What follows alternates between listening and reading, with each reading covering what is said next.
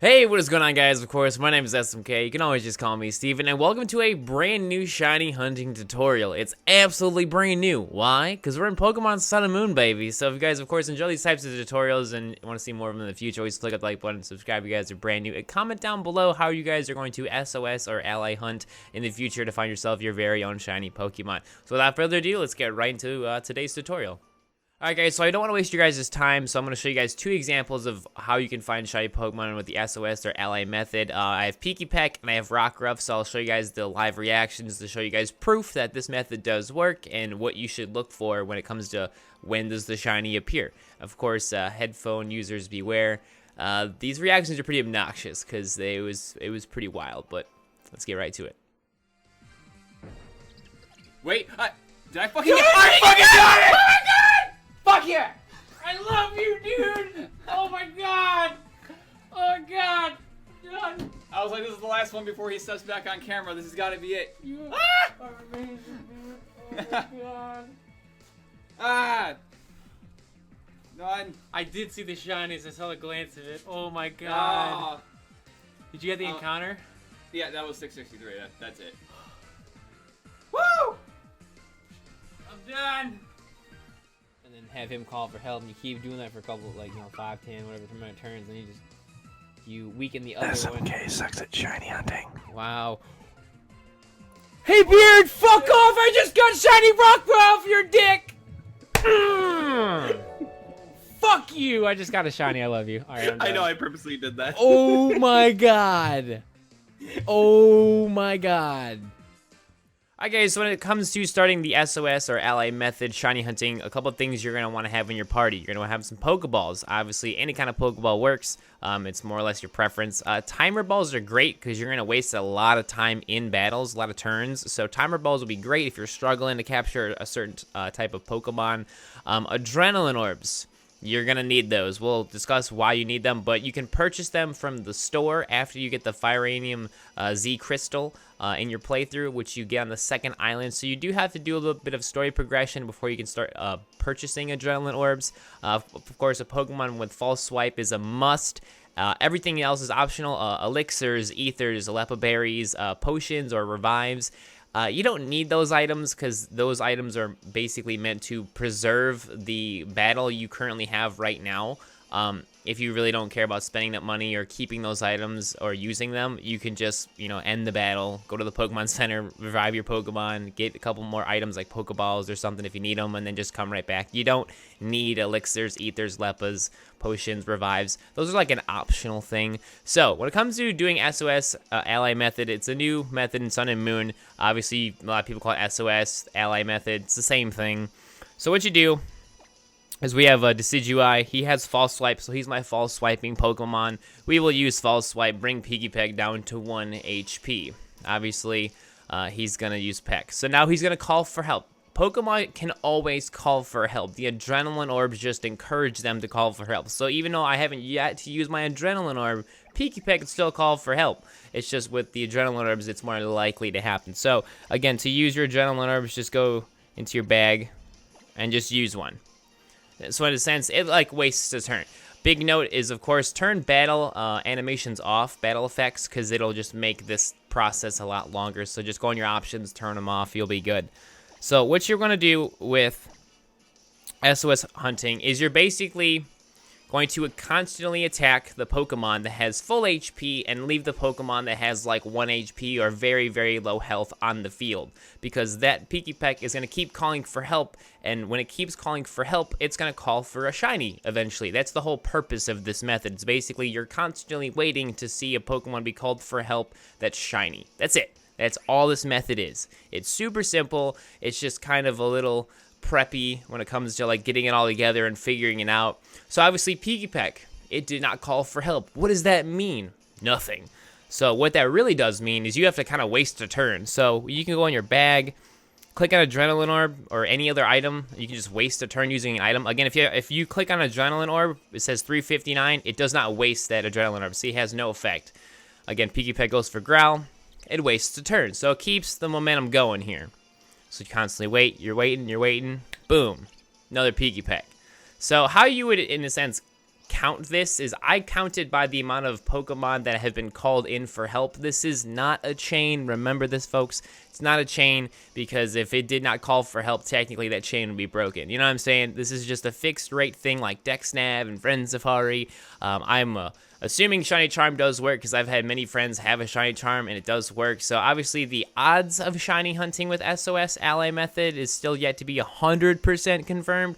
But it's pretty much like DexNav, like 1 out of 512, and if Shiny Charm does work, it'd be like 1 out of 200, and the amount of proof I've seen on Twitter is, like, disgusting, because so many people have sent me so many pictures of, like, getting shinies in, like, 20, 30, 50, a couple go super high, like 5, 6, 700, but, like, you know, who has a Shiny Charm and who doesn't, or whose luck's better than whose, you know what I'm saying? Shiny hunting is all just a luck game here. So as you can see, with the SOS method, it's super duper simple. You're just constantly just feinting a Pokemon and asking it to call for help. If it doesn't call for help, you just have to waste a turn, and it's like a rinse and repeat. So, say for example, Pikipek is running low on PP. It's running low on moves. So what you're gonna do is false swipe the fresh Pokemon.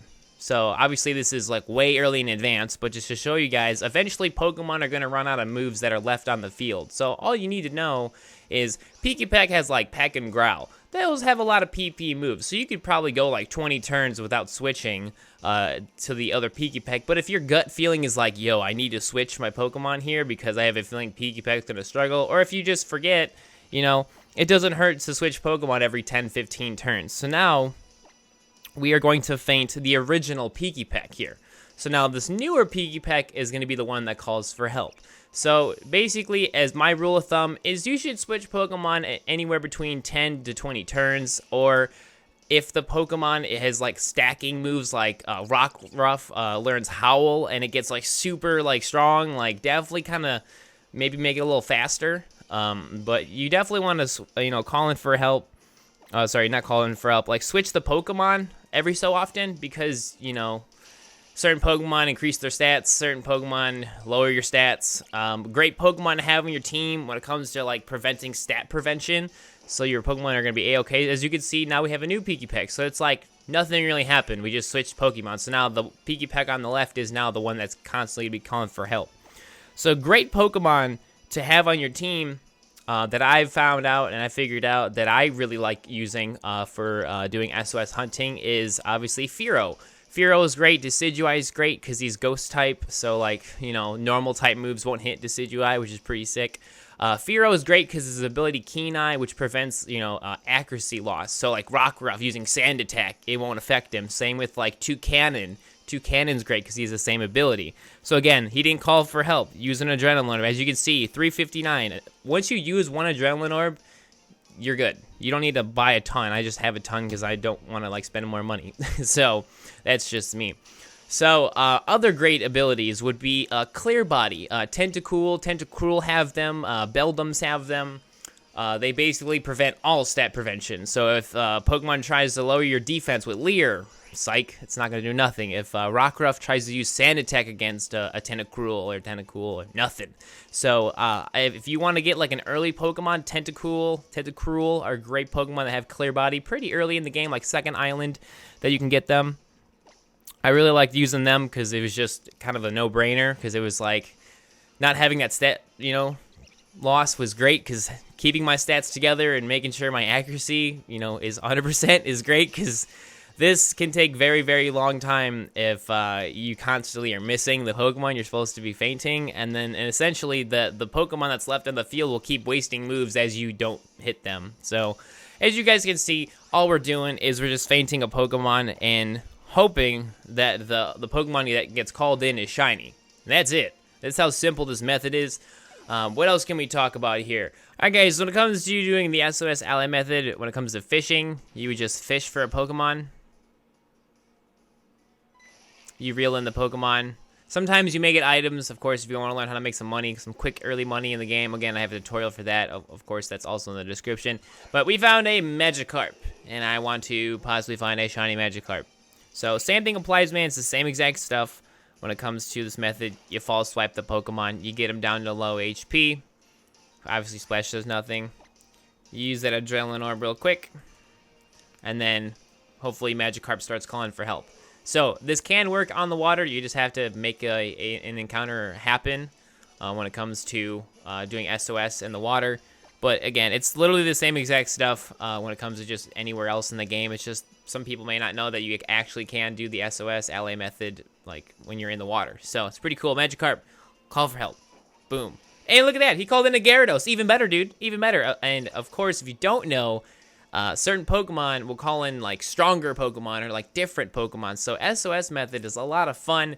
As you can see right there, we called it a Gyarados of all things. So, and yes, that Gyarados could have possibly have been shiny. He could have been shiny, and it would have been wild if it was. But let's get back into the tutorial. But I just wanted to show you guys really quick that you can do the SOS method when it comes to water. You know, being in the water and stuff of that nature. And of course, there's rare Pokemon that can appear when you do SOS method. So let's get back to the tutorial. Okay, so we found another Pikipek. Let's get back into just giving you guys some tips and stuff like that. So real quick, found a new Pikipek. Let's use an Adrenaline Orb right off the bat. So again, if you guys don't know, when it comes to using Adrenaline Orbs, it basically makes it so that the Pokemon becomes more nervous. So I just want to reiterate that fact that using Adrenaline Orbs makes the Pokemon more nervous, and they're more likely to call for help. Is it 100% guaranteed they will call help every single time? Absolutely not.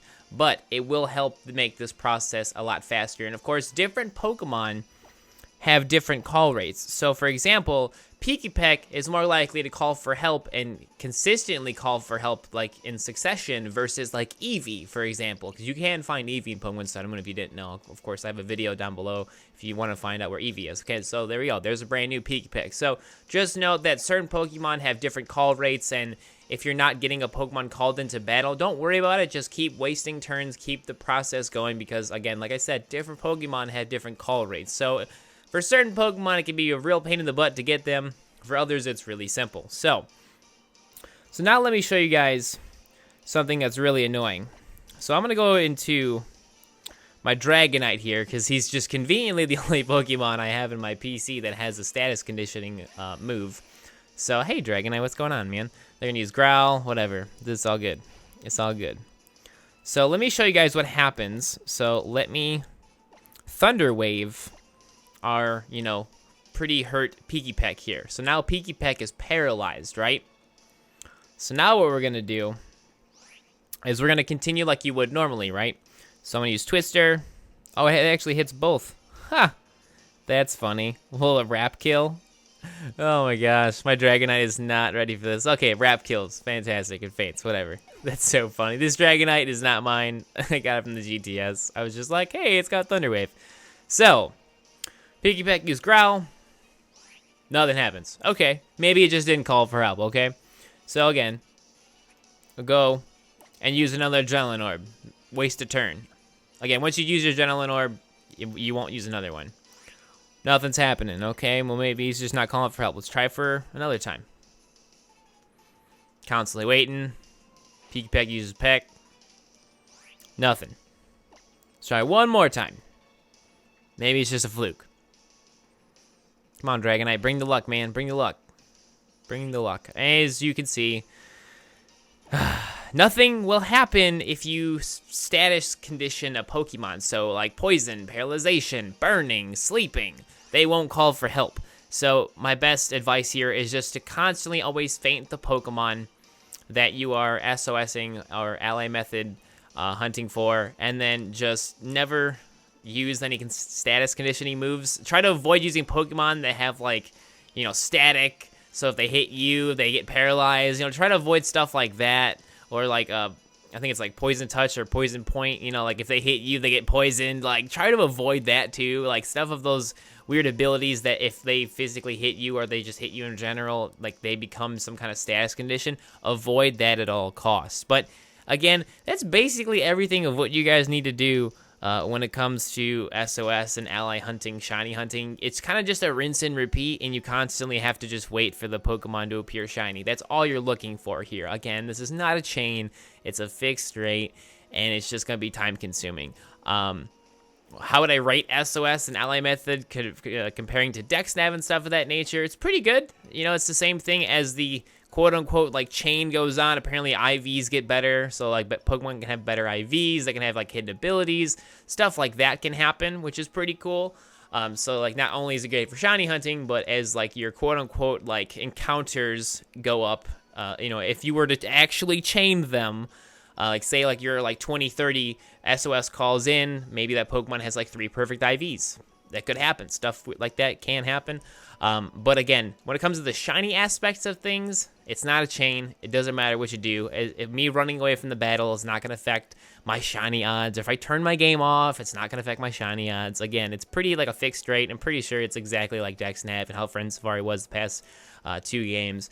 But that's pretty much everything when it comes to how to SOS and Ally method in Pokemon Sun and Moon. Hopefully this helped you out, guys. And really quick, where's that bad boy? There it is. So if you guys want to learn how to get a shiny charm so you can make your shiny hunting experience in Sun and Moon just a little bit more bearable, again, down below in the description is a video I made for it. It's really simple. It's actually a lot less Pokemon this time around. You do not need a national dex. So make sure you guys watch that video so you can learn how to get a shiny charm in Sun and Moon. But that's everything I have for you guys when it comes to, you know, how to shiny hunt with the SOS Ally method in Sun and Moon. Again, Rowlet is the best starter Pokemon because he's perfect for this method because he learns False Swipe and then he becomes Decidueye, which is part Ghost, which avoids all the normal attacks. So, just saying, Rowlet's going to be your best pick, or Rowlet, however you pronounce it, y'all know what I mean. But I will see you guys next time when it comes to another tutorial of shiny hunting or just at a live stream, because I do lots of live streaming of shiny hunting all the time. Twitch.tv/smkgaming05. Of course, links down below in the description for everything, my social media, all that on nature and stuff of that whatnot. So, I'll see you guys later. Have yourselves an awesome day.